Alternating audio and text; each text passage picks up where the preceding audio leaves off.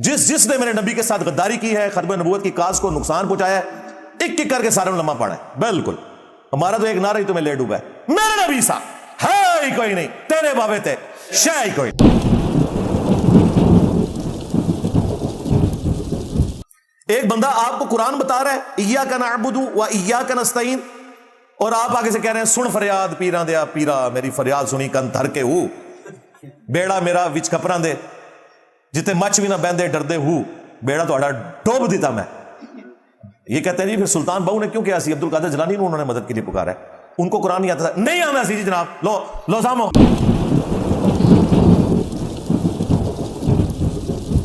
بے شرمو، توحید کا نام لے کے طاغوت کی رٹے لگا کے تم لوگوں نے امت کو شرک میں ڈال دیا، ان مرے ہوئے لوگوں کے ساتھ اٹیچ کر دیا.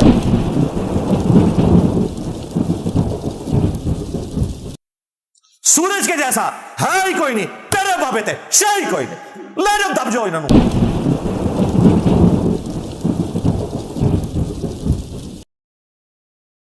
یہ جتنی جہادی تنظیمیں ہیں، جتنے خلافت کے اوپر بات کرنے والے لوگ ہیں، جتنے اسلامک سسٹم کی بات کرنے والے لوگ ہیں، یہ جو سادہ مسلمانوں کو الجھاتے ہیں نا کہ آپ کو پتہ ہے طاغوت کا مطلب کیا ہوتا ہے، اور پھر اسے بریف کرنا شروع کرتے ہیں، اور طاغوت بھی ان کے لیے صرف یہ رہ گیا کہ جو اسلامک سزائیں ہیں یہ نافذ ہو جائیں اور ایک خلیفۃ المسلمین آ جائے.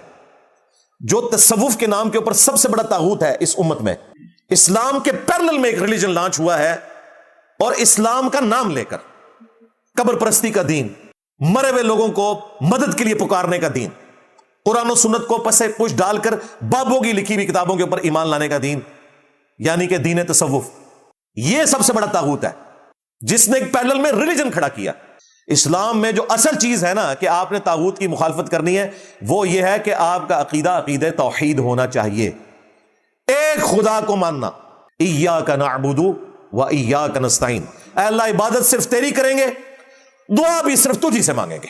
یہاں نستعین سے مراد ہے دعا کرنا. یہ وہ مدد نہیں جو ہم ایک دوسرے کی کرتے ہیں، وہ ظاہری اسباب ہے، اس کا حکم ہے قرآن میں وَتَعَاوَنُوا عَلَى الْبِرِّ وَالتَّقْوَى وَلَا تَعَاوَنُوا عَلَى الْإِثْمِ وَالْعُدْوَانِ. نیکی اور پرہیزگاری کے کاموں میں ایک دوسرے کی مدد کرو، برائی میں الگ رہو. آپ یہاں بیٹھے ہوئے، میں آپ کو کہتا ہوں مجھے پانی پلا دو، آپ مجھے پانی پلا دیں گے، یہ ظاہری اسباب ہے. لیکن آپ ہیں بغداد میں، وہاں بھی قبر کے اندر دفن ہے، اور میں آپ کو فون ملاتا ہوں کہ غوث پاک 2 بوتلیں نیسلتیاں بھیج دو، قیامت تک نہیں بھیج سکتے، وہ اللہ کے پاس جا چکے. یہ لیتے ظاہری اسباب ہیں اور اسے مرے ہوئے بزرگوں کو ثابت کرتے ہیں. بارش کون برساتا ہے؟ اللہ. ڈیوٹی کس کی ہے؟ فرشتوں کی. اگر آپ فرشتوں سے بارش مانگیں گے آپ مشرک ہو جائیں گے. دعا آپ نے اللہ سے کرنی ہے، اللہ کی مرضی ہواؤں کو حکم دے، فرشتوں کو حکم دے، جنات کو حکم دے، یا ان کے بابوں کو حکم دے دے، چلو خوش ہو جاؤ. پکار نہیں سکتے خدا کے سوا کسی کو. ایاک نعبد و ایاک نستعین. کہتے ہیں یہ تو لکھا ہوا ہے کہ اللہ کو ہی پکارنا ہے مدد کے لیے، دعا اسی سے کرنی ہے. یہ کہاں لکھا ہے کہ اللہ کے سوا کسی اور کو نہیں پکارنا؟ اب دیکھیں کتنی بڑی روند ہے. ایاک نستعین، تجھی سے مدد مانگتے ہیں. اس کے اندر جو زور ہے وہ بتا رہا ہے کہ صرف دعا اللہ سے ہونی ہے. ہم کہتے ہیں آگے چل، یہ بہانے بنانا چھوڑ، ہم تجھے آیت بھی قرآن سے بتا دیتے ہیں جس میں منع کر دیا گیا کسی اور سے دعا کرنا.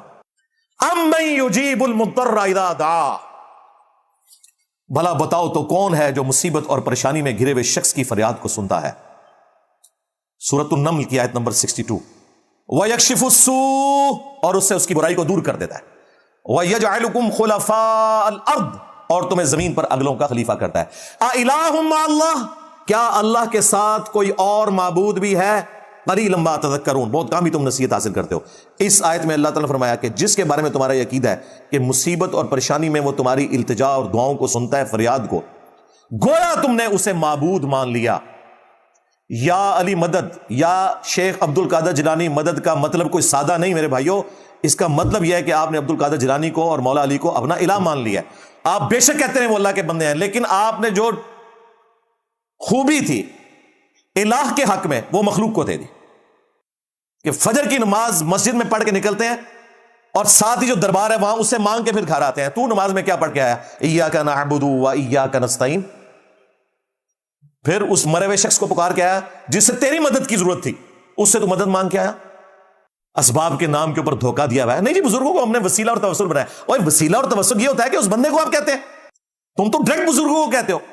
اگر آپ کی یہ ڈاکٹرن مان لی جائے نا پہلی بات تو یہ کہ آپ کے بزرگوں کی کوئی ڈیوٹی نہیں ہے, وہ فرشتوں کی ڈیوٹی ہے, فرشتوں سے کوئی بارش نہیں مانگتا.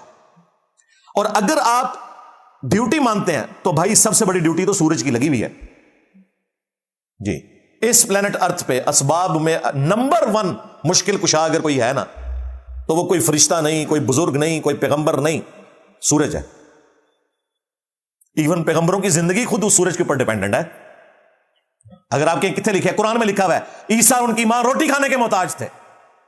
روٹی کہاں سے آتی ہے؟ سورج کی برکت سے.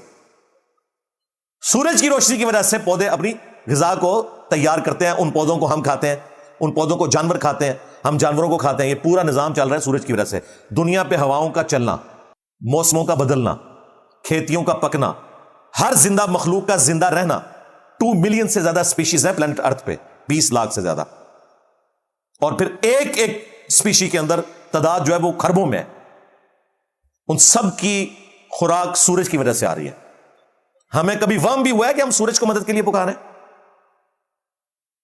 سورج کے جیسا ہے ہی کوئی نہیں, تیرے بابے تھے شے ہی کوئی نہیں. لے جاؤ دب جاؤ انہوں.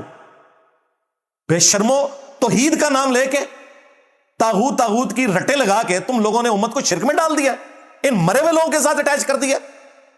ایک بندہ آپ کو قرآن بتا رہا ہے ایاک نعبد و ایاک نستعین, اور آپ آگے سے کہہ رہے ہیں سن فریاد پیراں دیا پیرا, میری فریاد سنی کن تھر کے ہو, بیڑا میرا وچ کپراں دے, جتے مچ بھی نہ بہندے ڈردے ہو, بیڑا تو ڈوب دیتا میں. یہ کہتے ہیں جی پھر سلطان بہو نے کیوں کیا سی, عبد القادر جیلانی انہوں نے مدد کے لیے پکارا ہے, ان کو قرآن نہیں آتا تھا. نہیں آنا سی جی جناب, لو سامو, بالکل نہیں سی آتا. غامدی صاحب شریف آدمی ہیں, وہ کہتے ہیں جی وہ اللہ کو خود جواب دے ہوں گے. نانا غامدی صاحب اس طرح نہیں, ان کی اصلاح نہیں, انہوں نے لمبا پاؤ, انہوں کو نہیں سی پتا, انہوں نے, کیونکہ میرے سامنے تو قرآن موجود ہے. سلطان بہو کون سا قرآن پڑھتا رہا ہے؟ اگر قرآن اس نے پڑھا ہوتا یہ شرکیہ کلام نہ آپ کو دے کے جاتا. ان صوفیاء کی تعریفیں کرنے والے طاغوت کا نام لیں گے. سب سے بڑے طاغوت یہ ہیں ان کے بزرگ بابے جنہوں نے شرک پھیلایا سارا. جی انہوں نے حدیثیں نہیں پڑھی ہوئی تھی, انجینئر صاحب کو زیادہ پتہ ہے. جی بالکل نہیں پڑھی ہوئی تھی. ثبوت ہے کہ ہماری باتیں نکل رہی ہیں ان کتابوں میں جو تم اپنے مدارس میں پڑھاتے ہو, تمہاری باتیں کہیں نکل ہی نہیں رہی. تو آپ تو یقین کر لو کہ بزرگوں نے کچھ نہیں پڑھا ہوا تھا. سارے باپا جانی سنجے اپنے زمانے دے, بس کیمرہ نہیں سی ہے, نہیں دے تک دے کہ بہت پہلے ہی مسئلہ انہاں دا کلیئر ہو جانا سی. اتنا گند پینا ہی نہیں سی. یہ جو کلٹ کریٹ ہوا ہے نا, اسی وجہ سے ہوا ہے کہ میڈیا نہیں تھا. کوئی ہماری جیسی آوازیں کبھی کسی زمانے میں اٹھتی تھی نا, تو حکمران جو ہے نا ایسے لوگوں کو قتل کروا دیتے تھے.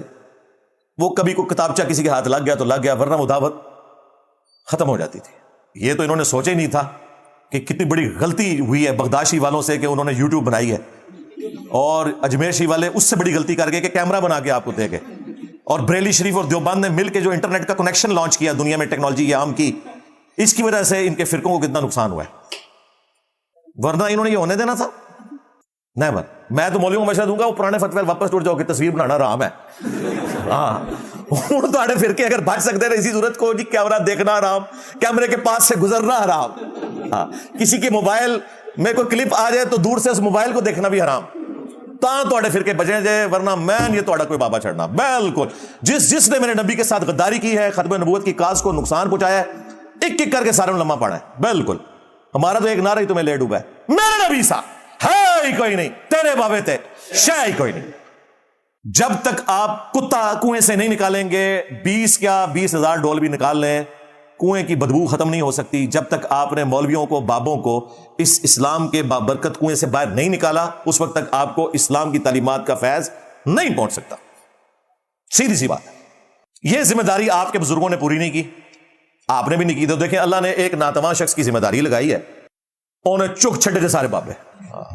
پی گیا جو تواڈے بابے نو پی گیا جی, پی گیا جی تواڈے پیواں پیراں نو سارے نکلو باہر.